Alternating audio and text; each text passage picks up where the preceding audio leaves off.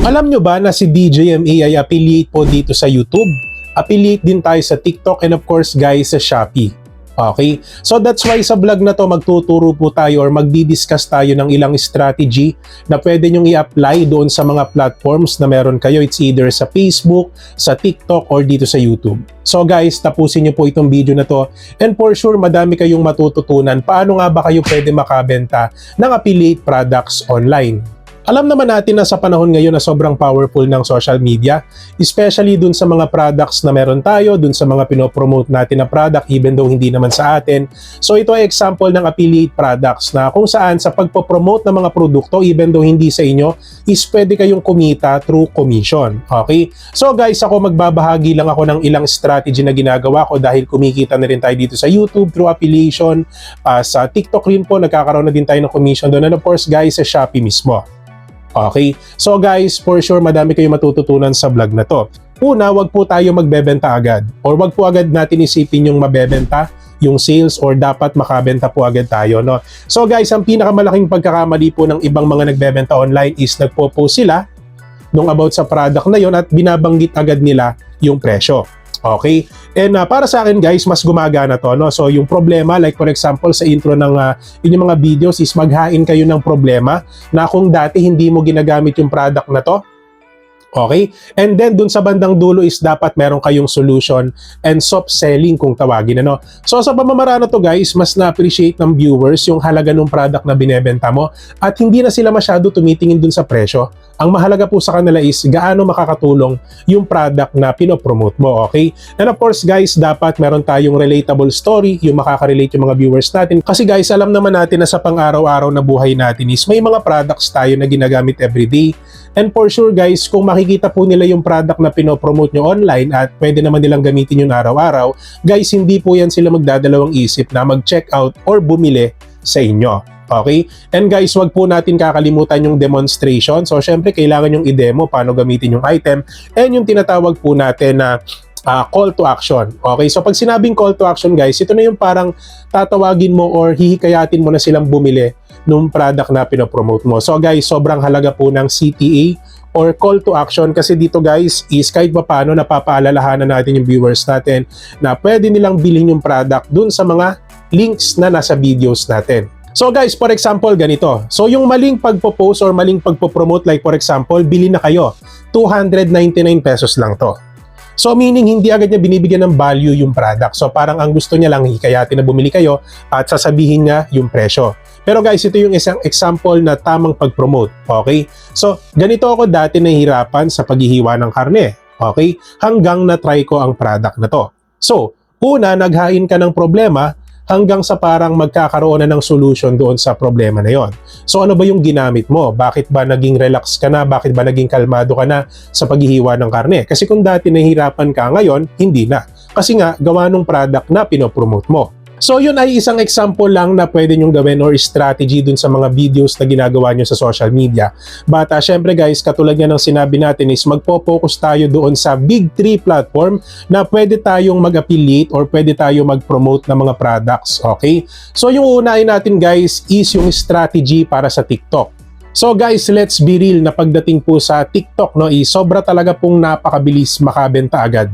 Okay, lalo na isang specialty po ng TikTok is yung pagbebenta ng products. No, alam naman natin na dito sa Pilipinas, sobrang dami ding users ng TikTok. Okay, so ano ba yung goal natin dito sa TikTok? Syempre guys, dapat maka-build up tayo ng community and at the same time yung viewership po talaga.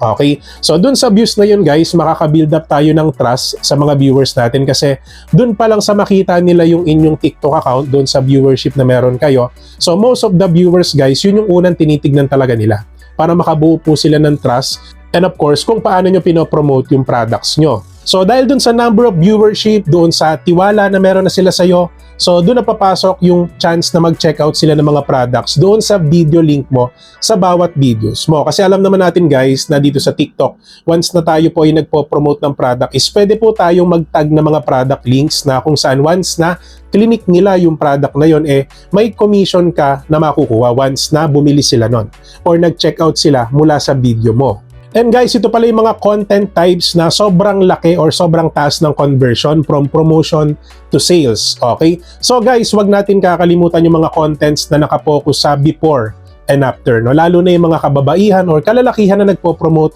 ng mga products pampapogi, pampaganda, let's just say pampabango, no? Yung mga skincare product, mga beauty products, etc. So malaking bagay po yan. Yung mga contents na nakapokus sa before and after. So another example guys is yung mga POV, like pagod ka na ba sa blank? Pagod ka na bang gumamit ng lumang lutuan? Yung mga ganong klaseng content. So that's why, so maghahain ka ulit ng problema, and of course yung solution, yung product na ibebenta mo. So wag niyong kakalimutan gumawa ng intro na kung saan pwede kayo makahikayat ng atensyon ng mga viewers na manonood sa inyo. And guys, wag natin kakalimutan, meron pa, day in the life gamit ang product. Okay, so katulad ng sinasabi ko sa inyo guys, like yung mga home essentials na everyday na pwede natin gamitin, sobrang gandang mga videos ang pwede natin magawa dito, lalo na yung mga product na ginagamit natin araw-araw. Okay? So, pwede natin i-share yung experience natin sa paggamit ng product na to for 30 days at pwede mo din sabihin yung totoong naranasan mo, kung ikaw ba ay mas nahirapan or kung ikaw ba ay mas napadali ang buhay mo doon sa product na yun. Kasi guys, sobrang halaga din po na merong pros and cons, kasi naniniwala ako na every product is meron din cons yan. Pero syempre, pag may mga product tayong tinetesting for sure, yung mga products na to ay makakatulong talaga sa atin. Tapos ito pala guys yung isa sa pinaka-genuine content na pwede nyo gawin. Okay? So yung real reaction or yung first time gamitin. Like for example guys is umorder kayo sa TikTok. Okay? And then dumating yung product. Para sa akin guys, sinasuggest ko sa inyo na i-record nyo agad. Kasi dun pa lang sa pagbubukas ng product, dun pa lang sa unang kita nyo dun sa product and yung first time na gamitin nyo siya, dun lalabas yung normal na reaction ng isang consumer na gumagamit ng product na yun. Kasi naniniwala ako guys na yung unang beses na subukan mo yung product, dun lalabas yung genuine reaction ng isang content creator or genuine reaction mo, lalo na if first time mo gagamitin yung product na yun. So guys, sobrang halaga nun na dapat ma-capture nyo yun or dapat ma-record nyo po yun, kasi ito yung magdidictate sa mga viewers natin kung ano ba talaga yung pwede nilang asahan doon sa product na sinubukan mo or doon sa product na binili mo. So ngayon guys, i-share ko naman sa inyo yung formula ng video na madalas na ginagamit ko rin. So 0 to 3 seconds hook. Okay, so scroll stopper. Like for example, habang ikaw ay nag-i-scroll sa TikTok, di ba? May mga content creators na sobrang galing nilang gumawa ng hook. Yung kahit sabi mong dire-diretso ka nag-i-scroll pero mapapatigil ka dun sa video nila kasi sobrang galing nila gumawa ng intro hook. So yun yung tawag dun guys. So for example, ganito guys yung intro nyo.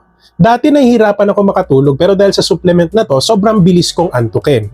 So guys, doon sa unang first to 3 seconds, no? So dun sa first 1 to 3 second ng video nyo is dapat sobrang powerful niya, na sa sobrang powerful ng message nyo, dapat mapahinto sa pag-i-scroll yung mga viewers natin sa TikTok. Kasi sobrang halaga nito guys, lalo na pagka nakuha nyo yung retention nung haba ng panonood ng viewers, kasi nagdi-dictate din po ito para i-recommend ng TikTok sa mga audience na naghahanap ng ganung product. So kung magaling kayo gumawa ng intro hook, like yung unang segundo hanggang pangatlong segundo guys, for sure mapag-i-stay nyo sila hanggang tapusin nila yung promotion video nyo sa TikTok.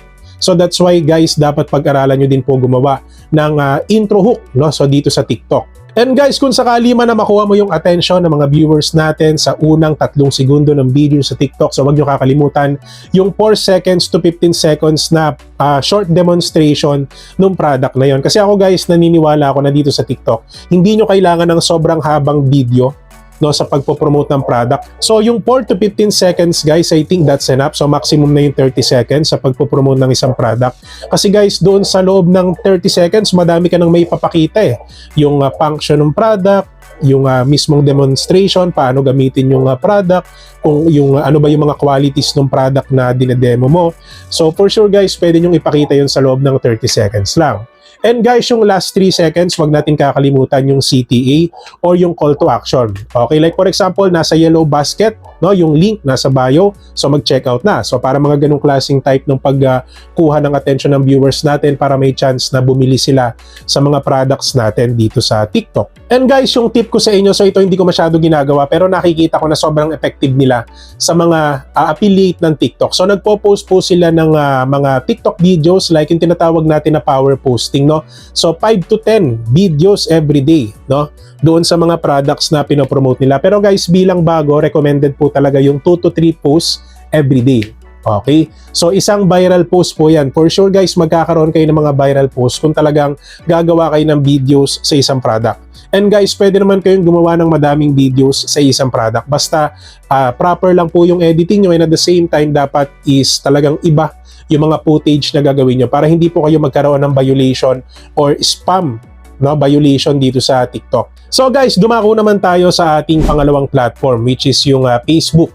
Ayan, so dun sa mga affiliate ng Facebook, or let's just say dun sa mga mahilig mag-share ng kanilang mga affiliate products through Facebook, so makinig kayo mabuti guys, okay? So alam naman natin guys na sa Pilipinas, sobrang daming Facebook users. So that's why yung scale, talaga makakatulong siya para mas ma-discover ng ating mga followers yung mga TikTok accounts na meron tayo or yung mga YouTube channels natin. So pang-scaling nga siya. So para mas lumawak yung audience natin sa iba't ibang platforms at mismong sa Facebook din. Ayan.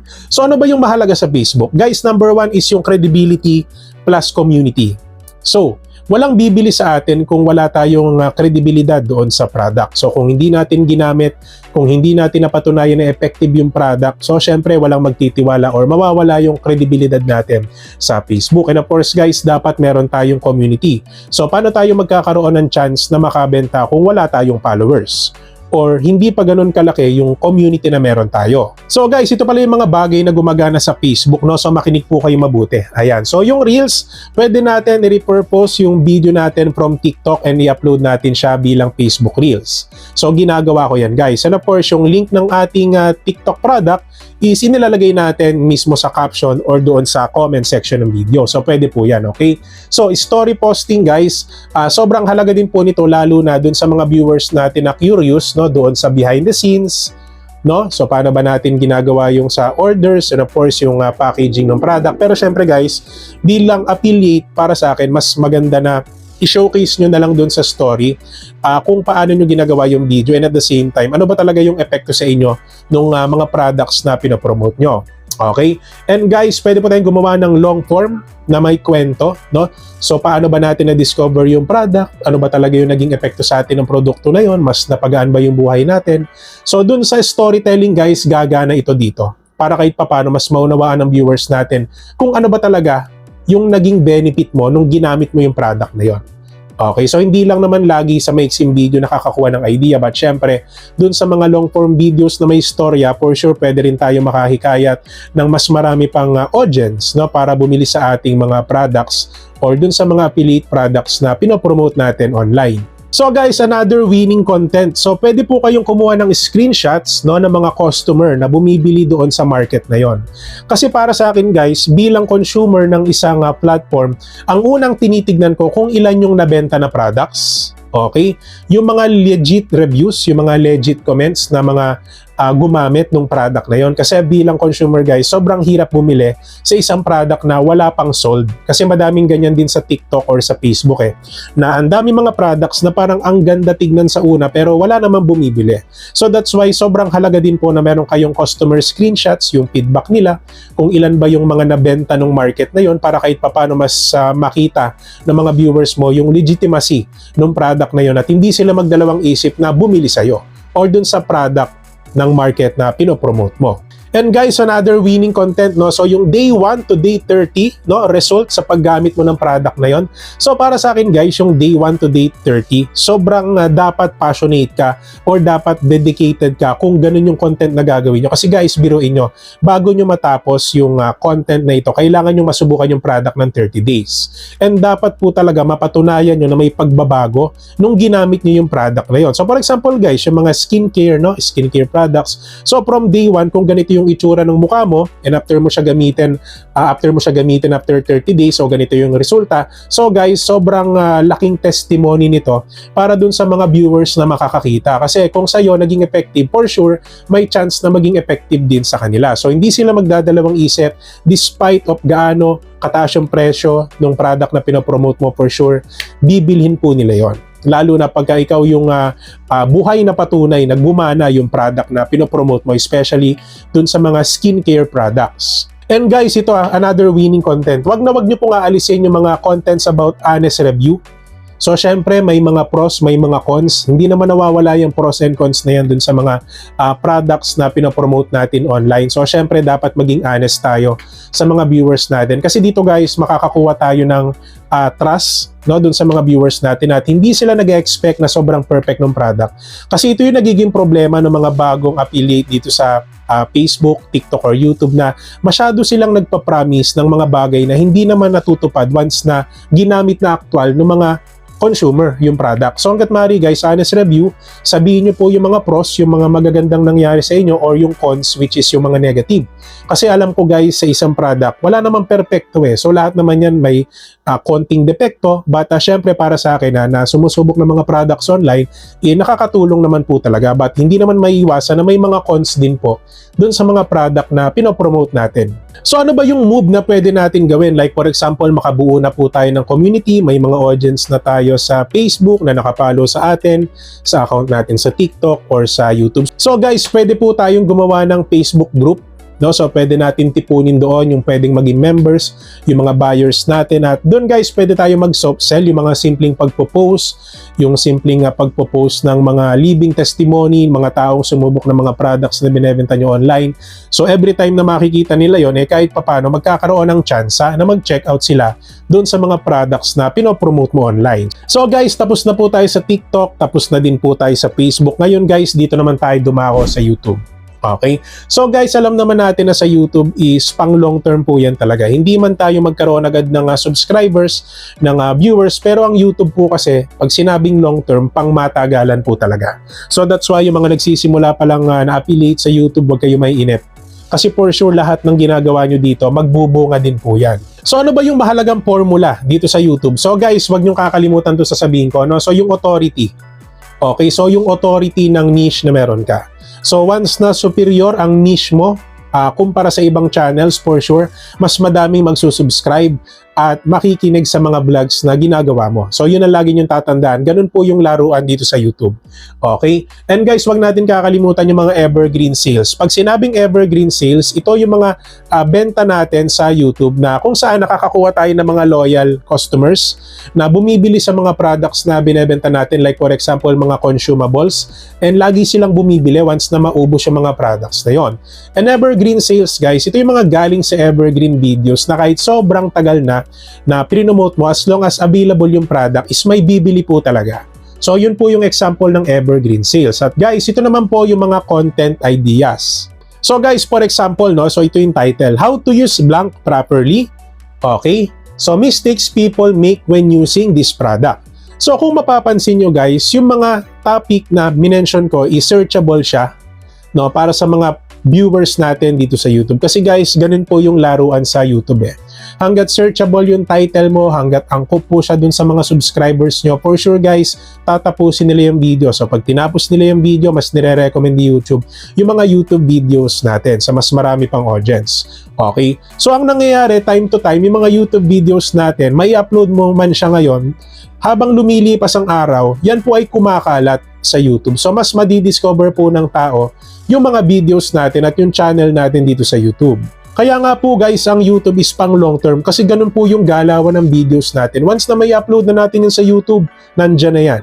So yan na po yung kikilos para magkaroon tayo ng bagong subscribers, buyers ng mga product natin, and of course, bagong viewers dito sa YouTube. Ganun po yan. Ganun po kaganda ang YouTube, lalo na sa pagpapalawak or pagpapalaki ng audience. So for example guys, nag-post kayo ng video, no? So dito sa YouTube, ano ba yung mga dapat nyong gawin, lalo na kung affiliate din po kayo sa ibang platform. So guys, wag nyong kakalimutan ilagay yung affiliate links nyo sa inyong description. Okay, and of course guys, ipin nyo na lang po sa comment. So pwede po kayo mag-pin comment sa ating mga YouTube videos para makita agad ng viewers natin yung link or yung product na pinopromote nyo. And guys, paalala ko lang po yung kahalagahan ng YouTube Shorts, no, pagdating sa YouTube. Yung Shorts guys, for discovery, mas maraming makakita doon sa channel natin, or for exposure para sa mga pwedeng mag-subscribe or mag-view sa mga videos natin. And of course guys, yung long form, ito po yung bumubuo ng audience or tiwala ng audience sa atin. Kasi the more na mas mahaba yung panonood nila, ibig sabihin mas tiwala sila sa'yo doon sa pinopromote mo, doon sa vlog na meron ka. So pagka mahaba po yung panonood ng audience natin sa atin, ibig sabihin gusto nila tayong panoodin gusto nila yung product na pinopromote natin. At ito yung magiging reason para mas lumawak yung reach ng mga videos natin at lumaki yung ating mga subscribers and buyers dito sa YouTube. So ngayon guys, i-discuss po natin yung ilang strategy paano nga ba tayo makakabuo ng tiwala doon sa mga viewers natin, lalo na doon sa mga platforms na nabanggit natin sa vlog na to. Okay? So first guys, hanggat maaari dapat kita tayo ng mga consumers or kita po ng mga buyers yung ating muka sa every videos na ginagawa natin. Okay, so kahit hindi perfect, hindi naman kayo kagandahan, hindi naman kayo kagwapuhan. So guys, wala naman yan sa ganyan eh. So nasa convincing power nyo yan, paano nyo sila mapag-i-stay sa mga videos na ina-upload nyo. So guys, hanggat maaari, yung boses na ginagamit po natin ay totoong boses talaga natin. Okay, so hindi scripted kung tawagin Kasi ako guys, naniniwala ko na yung mga consumers, yung mga buyers, or yung mga nanonood sa atin, alam po nila kung scripted ba or natural yung pagdi-deliver natin ng words sa mga vlogs na ginagawa natin. Kasi matalino na po ang mga buyers ngayon, matalino na po yung mga nanonood sa atin. Alam nila yung peke sa hindi. So that's why hanggat maaari guys, maging natural lang kayo, the way kung paano kayo magsalita para kahit papano is makabuo kayo ng trust level sa mga viewers nyo. And guys, katulad nung sinabi ko kanina, hanggat maaari dapat honest tayo dun sa mga product na nire-review natin online. Okay, so kahit may cons pa yan. Kasi para sa akin, ang pagiging tapat or pagiging honest natin sa mga viewers natin ay isang dahilan yan para kahit papano magtiwala po sila sa atin. Okay, kasi naniniwala din ako na yung mga products na pinopromote natin online, hindi naman yan lahat perfect eh. So laging may cons yan. Hindi lang lagi pros. So laging may cons din yan. Hindi man ganun kalaki. But ang mahalaga po dito is maging honest tayo sa mga viewers natin. And guys, hindi po mawawala. So yung paborito natin which is yung consistency. So 30 days na dire-diretso yung upload natin. It's either sa TikTok, dito sa YouTube, or sa Facebook. So guys, sobrang halaga po nito para mas malaki yung chance na ma-discover agad tayo at mas maging malaki yung sales natin or yung mga commissions na pwede natin matanggap online. So guys, ngayon i-discuss naman natin yung simple sales funnel na talaga makakatulong sa atin sa pagbebenta ng affiliate products online, okay? So first guys, content. Hindi po dapat mawawala yung mga content sa TikTok, sa Facebook Reels, and of course sa YouTube Shorts. So guys, about naman sa trust, hanggat maaari dapat active kayo sa pagpo-post and of course comments, replies, engagement sa mga viewers natin, okay? And of course, call to action, huwag natin kakalimutan yung link ng shop. Guys, direct messages, yung Shopee Lazada link para kahit papano is alam po ng mga viewers natin kung saan sila bibili. So ito po yung pinakamahalaga. Syempre hindi tayo magkakaroon ng sales, hindi tayo magkakaroon ng commission kung hindi nila alam kung saan sila bibili. So dapat wag yung kakalimutan yan guys, especially yung mga product links, no? And ito naman guys, I think ito na po yung huling i-discuss natin. So optional lang po ito.